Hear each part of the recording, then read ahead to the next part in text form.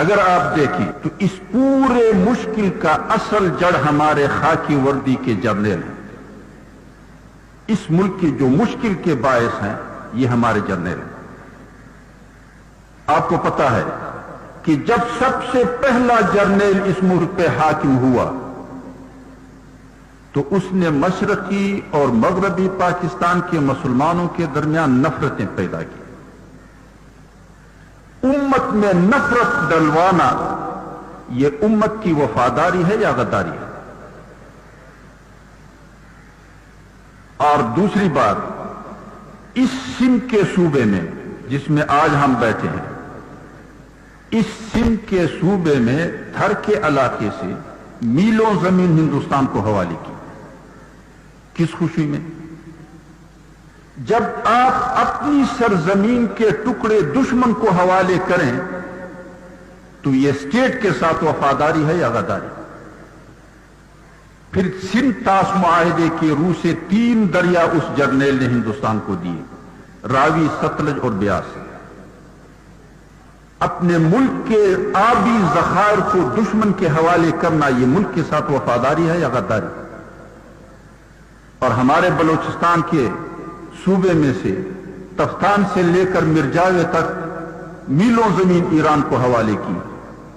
تو آپ بتائیں کہ اس طرح اپنے ملک کے ٹکڑے دوسروں کو حوالے کرنا، آبی ذخائر دشمن کے حوالے کرنا، امت کے درمیان نفرتیں پیدا کرنا، یہ غداری اس کو کہتے ہیں یا وفاداری کہتے ہیں؟ تو پھر غدار جرنیل ہو اور مقدمے مولویوں پہ بنے، تو پھر جرنیلوں پہ بناؤ مقدمہ. پھر جب دوسرا جرنیل آیا تو اس نے عملاً اس ملک کو تقسیم کیا.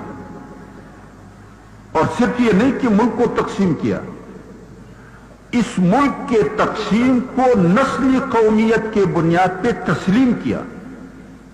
کیونکہ بنگلہ دیش بنگلہ نسل کے بنیاد پہ بنا اور ہمارے جرنیلوں نے اس کو تسلیم کیا. گویا کہ جو ملک مسلم قومیت کے نظریے کی بنیاد پہ حاصل کیا گیا تھا اس کو نسلی قومیت کی بنیاد پہ تقسیم کرنا تسلیم کیا گیا. تو نہ صرف بنگلہ دیش کو تسلیم کیا بلکہ باقی ملک کو بھی نسلی قومیت کی بنیاد پہ تقسیم کرنے کے لیے راہ ہموار کر. اور پھر 90,000 مسلح فوجوں کو دشمن کا یرغمال بنوا دیا. آپ بتائیں دنیا کی تاریخ میں 90,000 عورتیں بھی کسی کی یرغمال بنی ہیں؟ تو پھر جس جرنیل نے ملک کو توڑا، جس جرنیل نے اس ملک کے بنیادی نظریے پہ پانی پھیر دیا، اور جس جرنیل نے 90,000 مسلح فوجوں کو دشمن کا یرغمال بنا دیا، وہ فوجی ادارے کا وفادار ہو سکتا ہے؟ وہ اس ملک کا وفادار ہو سکتا ہے؟ تو فوج اور ملک کے غدار جرنیل ہو اور مقدمے مولویوں پہ بنے. پھر جب تیسرا جرنیل آیا تو Kalashnikov culture, VCR culture, heroin culture, dish antenna culture, مذہبی فرقواریت کی بنیاد پہ قتل و غارت، ریاستی دہشت گردی، یہ تمام کی تمام اس جرنیل کی یادگاریں نہیں ہیں. اور سیاچین اور گلیشیئر کے 2 علاقے ہندوستان کو حوالے کی. اور دلیل یہ تھا کہ وہاں پہ تو سبزہ اگتا ہی نہیں ہے. کوئی جرنیل صاحب بتائے کہ کارگل میں کون سے پھول اگتے ہیں؟ اور پھر جب چوتھا جرنیل صاحب آئے وہ تو اس کے کارنامے آپ کے سامنے. اور وہ کہتا ہے کہ اگر میں دنیا کے مستبد ترین قوت کو اپنے گھر کے اندر خود اپنے ہاتھ سے پکڑ کے نہ لاتا اور پورا گھر اس کے حوالے نہ کرتا کہ جو لوٹنا چاہے اور گھر کے مالکوں میں جس کو ذبح کرنا چاہیں اور ہمسائے میں جس پہ چڑھائی کرنا چاہیں، اگر میں یہ نہ کرتا تو پھر دشمن میرے پہلو میں تھا، اس کے گھر کی دیوار کو پھلان کے میرے گھر میں آ جاتا. اس بیچارے کو बेबसी और दयूसी में तमीज नहीं है कि एक चीज बेबसी होती है और एक दयूसी होती है। दुश्मन को खुद हाथ से पकड़ के घर में लाना, इसको दयूसी कहते हैं। और बेबसी के आलम से वारिद होकर के हम मेरा घर लूटना, इसको बेबसी कहते हैं। हमारे पश्तो में कहावत है, नावसी दऊसी नदर, यानी बेबसी दयूसी नहीं है। अब हमारे जर्नेलों में दयूसी और बेबसी का भी कोई फर्क नहीं। और फिर आप बताएं कि अगर कोई चौकीदार जो आपने घर पे उसके लिए चौकीदारी के लिए रखा हो, वो दुनिया का बदतरीन चोर और बदमाश ढूंढ कर हाथ से पकड़कर आपके घर के अंदर दाखिल करें और उससे कहें कि लूटते जाओ जो कुछ जी चाहे, अगर कहीं का पता न हो तो खादिम तैयार है, मुझे घर के हर हर कोने का पता है, ज़बा करो जिसको तुम चाहो, फिक्र न को हिफाजत के लिए मैं तैयार हूं, तनख्वाह मालिक से लूंगा, खिदमत तुम्हारा करूंगा। आप बताएं कि चोर ने ज्यादा दुश्मन है या चौकीदार ज्यादा दुश्मन? तो फिर हमारा मसला तो कुफर में नहीं है, हमारा मसला बाहर का नहीं है, हमारा मसला घर का अंदर। मनाज़ गान गान हर गज न नालम कि बामा हर चिकर का आशना कर। मेरी फौज, ये इस फौज को हमारा फौज कहना, ये किस एतबार से सही है? कहां हमारी फौज? कौन कहता है कि ये हमारी फौज है? दुनिया की सियासियात की तारीख आप देखें कि नस्ली वहदत से कौमें बनती हैं, फिक्री वहदत से उम्मतें और मिल्लतें बनती हैं। कौम और मिल्लत अपने शख्सी तामीर के लिए तहजीब के उसूल वज़ा करते हैं और इज्तिमाई तामीर और तरक्की के लिए सकाफत के उसूल वज़ा करते हैं। उसके बाद ब्यूरोक्रेसी बढ़ती होती है ताकि उन उसूलों पे मदनी निज़ाम हुकूमत चलाए।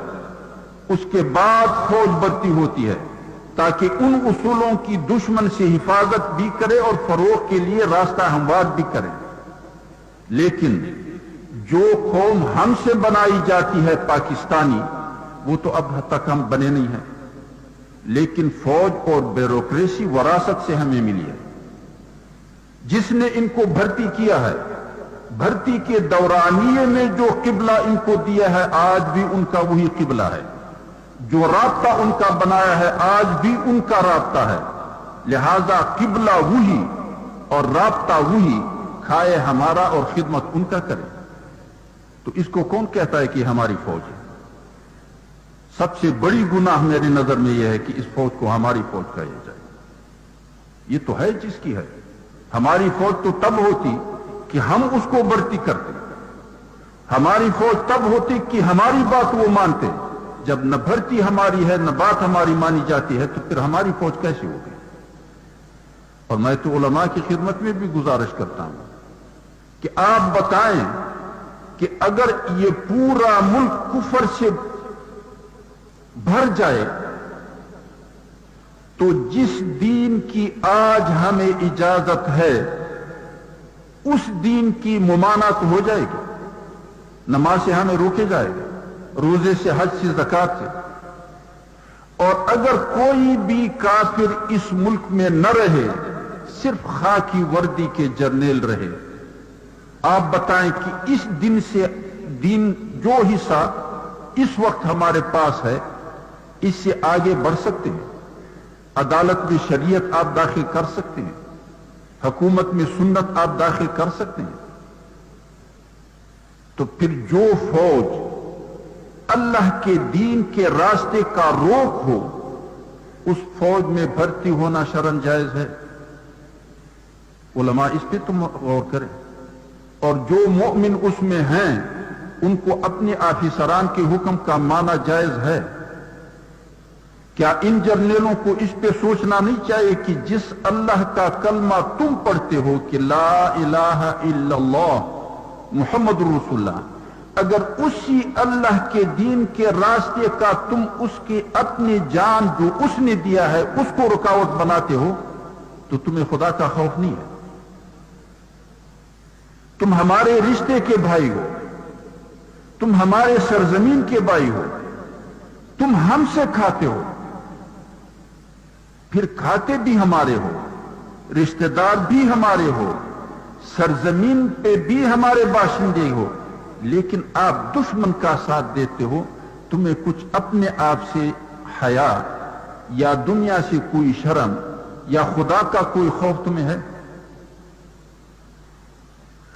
اور شوتر مرغ بن بیٹھی. جب ان سے کہا جائے کہ جب تم مالک ہو تو پھر ہمیں تنخواہ دو, پھر ہم تمہارے غلام ہیں. کہنے نہیں, سٹار دیکھو, سٹار یہ نوکر کے ہیں. اور جب ان سے کہا جاتا ہے کہ پھر جاؤ نوکری کی جگہ پہ بیٹھو, پھر مالک کی جگہ مجھے چھوڑو, نہیں نہیں,